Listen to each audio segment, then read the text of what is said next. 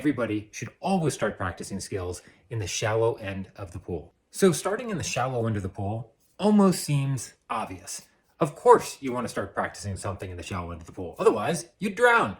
But when it comes to learning mental health skills, there's a little bit more to it, and I'd like to connect it to some of the other insights that I've already shared. When you're using a skill and you are trying to use it in a high stakes situation or in an intense situation, you want to have a lot of confidence that that skill is actually going to work for you. You don't want to basically start using that skill for the very first time in an intense situation, just like you wouldn't want to try swimming for the very first time in the deep end of the pool.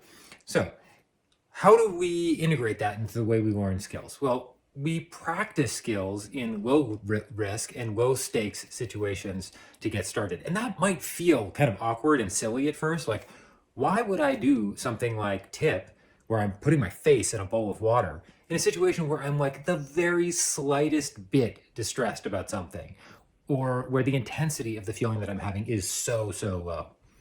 And the reason is that when we practice in these really, really low stakes situations, one, we get familiar with how it feels. So it's not a surprise. Like, we do the motions, we know what's involved in setting it up, we know what the steps are.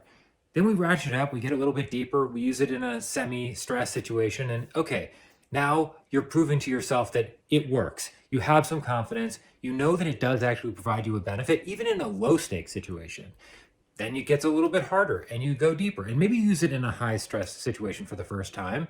And it's hard enough in that situation just to remember to use the skill. You don't want to have to struggle with pulling all the pieces of making it work together. You want to know how to do it. And this is where it relates to a previous video that I shared about the importance of repetition.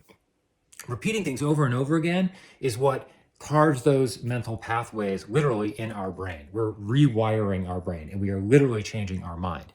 And when you think about rewiring your brain, you want to start when you first lay the pathway in your brain, you want to be sure that the pathway is actually the right pathway, exactly the right pathway if you can. And so the best way to ensure that is to do it in an environment that you know that you're going to be able to nail the skill. And the best way to ensure that is to do it in a low stakes situation.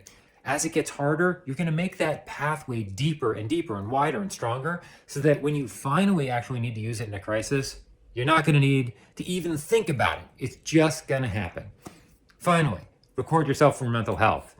That other video that I recorded, when you're practicing and trying to really get that neural pathway formed, one great way to dial it in, so to speak, is to give yourself feedback, self-reflection, so you can watch yourself doing it and pick up some of the nuances that just in the act of doing something you can't really do.